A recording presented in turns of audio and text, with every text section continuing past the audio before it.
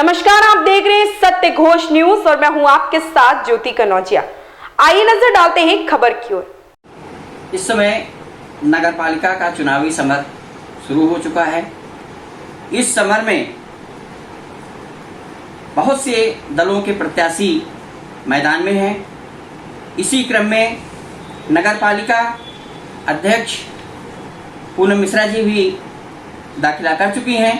मैं इनसे जानने का प्रयास करूंगा कि सीतापुर नगर पालिका के विकास के लिए आपके पास क्या विजन है, आप क्या करेंगी, जनता का हित कैसे होगा।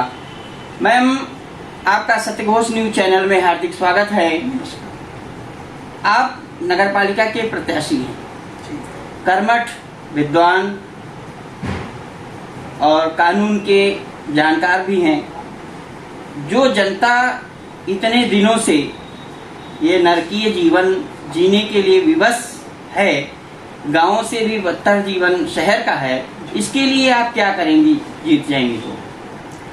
देखिए, जीत जाएंगी तो आपने एक शब्द कहा है, तो जैसी कोई बात ही नहीं है। निश्चित ही मैं ही ये चुनाव जीतूंगी, इसलिए क्योंकि जैसा आपने कहा कि मेरे में वो सारी चीज़ें मौजूद हैं जो इस शहर की जनता वो अपने प्रत्याशी से अपेक्षा है। जी हाँ, मैं स्वयं काम करूंगी। मैं एक महिला हूँ, 25 साल का मेरा यहाँ का राजनीतिक और सामाजिक जीवन है जी। और मैंने यहाँ के एक एक कोने को देखा हुआ है सीतापुर के। मुझे मालूम है नदी के इस पार के जिस क्षेत्र में की मैं निवासी हूँ, ये क्षेत्र बरसात के दिनों में लगभग बाढ़ग्रस्त स्थिति को प्राप्त होता है और यहाँ के लोग लगातार इस प्रयास में रहे हैं कि उनके मोहल्लों का कुछ अपग्रेडमेंट हो जाए, जल निकासी हो जाए। तो मेरा सबसे पहला प्रयास ये होगा कि ये जो डूब क्षेत्र के मोहल्ले हैं, सबसे पहला काम इन्हीं पे होने से शुरुआत होगी कि ताकि इन मोहल्लों में रहने वाले लोगों का जो नारकीय जीवन है उससे उन्हें मुक्ति मिल सके। क्योंकि सबसे बीमारियों का बड़ा कारण है, बारिश आने के बाद निकल जाती है, बाढ़ का जो पानी रुक जाता है उससे जो सीलन और जो दीमक का प्रभाव होता है, लोगों के कीमती से कीमती सामान पूरे साल बर्बाद होते रहते हैं। इसलिए मेरा पहला प्रयास तो जल निकासी की व्यवस्था को सुदृढ़ और सुचारू रूप से व्यवस्थित करने का है, क्योंकि यहाँ सीवर के लिए काफ़ी पैसा सरकार से आवंटित हो चुका है जो पड़ा हुआ है खाते में। और संभवतः अधिकांश प्रत्याशी जो इस समर में उतरे हैं उनकी कहीं ना कहीं एक गिद्ध दृष्टि उस पैसे पे है। लेकिन मेरा ऐसा मानना है कि ये पैसा इस शहर के विकास के लिए आया है और इस शहर के विकास में ही इसका प्रयोग किया जाए। मेरी जो प्राथमिकता हैं उनमें सबसे पहली प्राथमिकता है सैनिटेशन, सफाई व्यवस्था की। कि ये जो कूड़ा जगह जगह डंप होता है, गाय और कुत्ते दोनों ही इस कूड़े को इसलिए चितराते हैं कि वो अपने लिए भोजन की तलाश करते हैं। कूड़े की डिस्पोजल की प्रॉपर व्यवस्था, उस कूड़े से भी कुछ और निर्मित करने का प्रयास। जैसे तमाम शहर ऐसे हैं जहाँ कूड़े को दोबारा रिसाइकल करके उससे ब्रिक्स बनाई गई हैं, मतलब वो ईंटें बनाई गई हैं प्लास्टिक की जिन पे पानी नहीं रुकता, और सड़कों के किनारे जो पहले पटरियाँ होती थी उनमें उनका इस्तेमाल किया गया। तो कुछ वैसा ही एक दिमाग में विज़न है कि इस तरीके का प्रयास किया जाए कि हम इस कूड़े को भी कैसे उपयोगी बना सकें। गीला कचरा, सूखा कचरा, इसका एक प्रावधान हो और जो और वेस्ट हो वो अलग हो। तो जब आपके पास एक विज़न होगा तभी आप काम कर पाएंगे। दूसरी चीज़ है पार्किंग की व्यवस्था। ये शहर बहुत ही भीड़ भरा हो गया है। जब आप निकलते हैं तो आप देखते हैं कि कैंची पुल पे रोज़ जाम मिलता है। मेरा तो वही रोज़ का रास्ता है।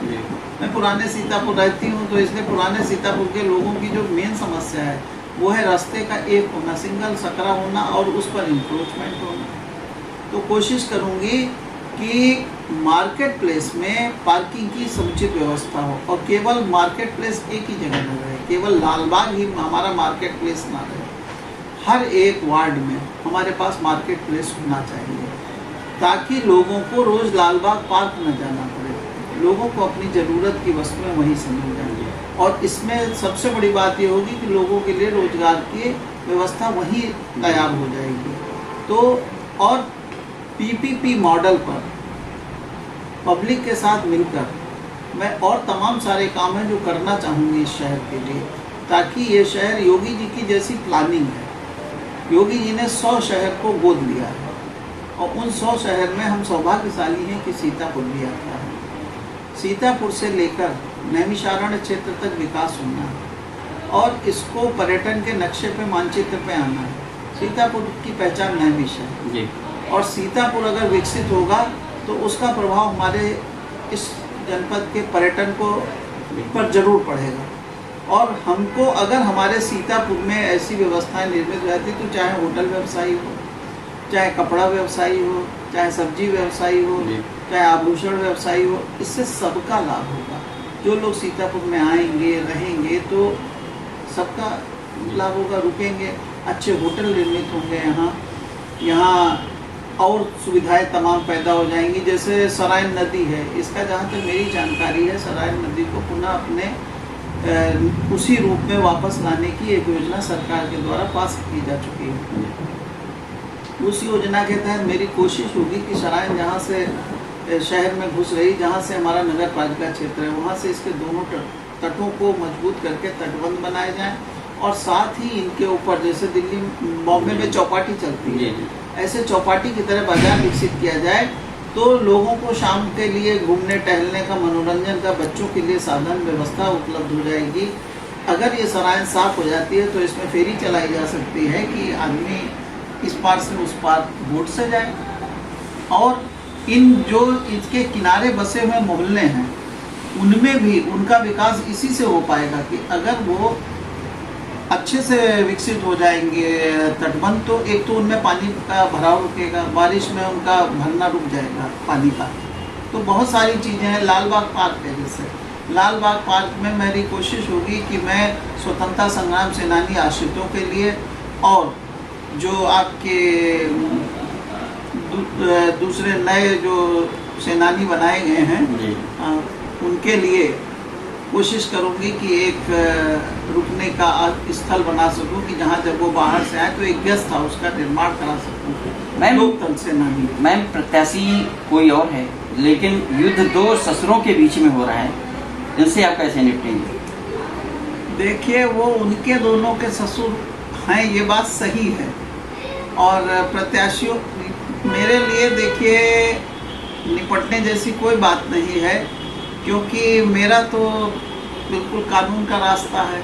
मैम, दो प्रत्याशी और हैं जिनके ससुर जो है चुनाव लड़ेंगे, उनके लिए आप क्या कहेंगे? देखिए, अब उनके लिए मैं क्या कहूँ, मेरा ससुर तुम्हारे ससुर से आगे कैसे?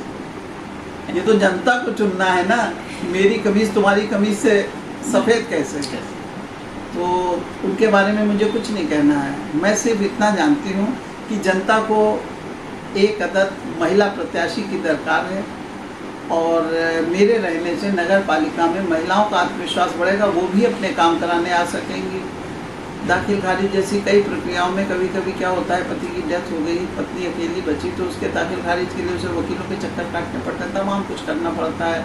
और लड़के कभी कभी क्या करते हैं, माता को किनारे कर दिया और अपने ही नाम करा लिया, तो ऐसी बहुत सारी समस्याएं पैदा होती हैं। उन स्थितियों में अगर मैं वहाँ होंगी तो महिलाएं कम से कम मेरे से संपर्क कर सकेंगी और महिलाओं के बीच में एक आत्मविश्वास पैदा होगा कि हाँ, हमारी बिटिया या हमारी बहन या हमारी चाची दादी वहाँ बैठी हैं, हम जाएंगे, हमारी बात सुनी जाएगी, हमको वहाँ न्याय मिलेगा, हमारा काम जल्दी हो सकेगा और त्वरित हो सकेगा। मैम, ये पुराने सीतापुर और नए सीतापुर का जो भेदभाव मैं समझ रहा हूँ इतने वर्षों से चल रहा है, इसको आप कैसे दूर करेंगे?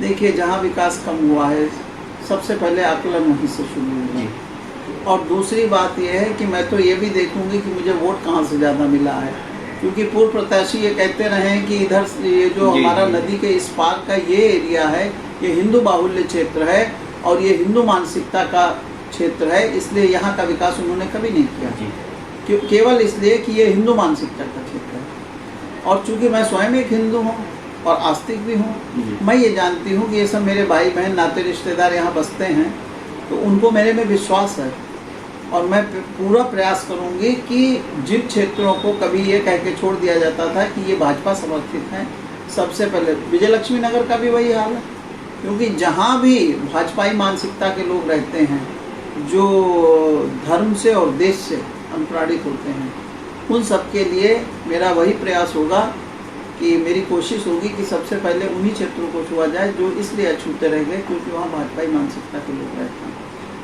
चलिए मैम, बहुत बहुत धन्यवाद। हमारे चैनल की तरफ से आपको हार्दिक शुभकामनाएं। इस खबर में फिलहाल इतना ही। बने रहे सत्य घोष न्यूज के साथ।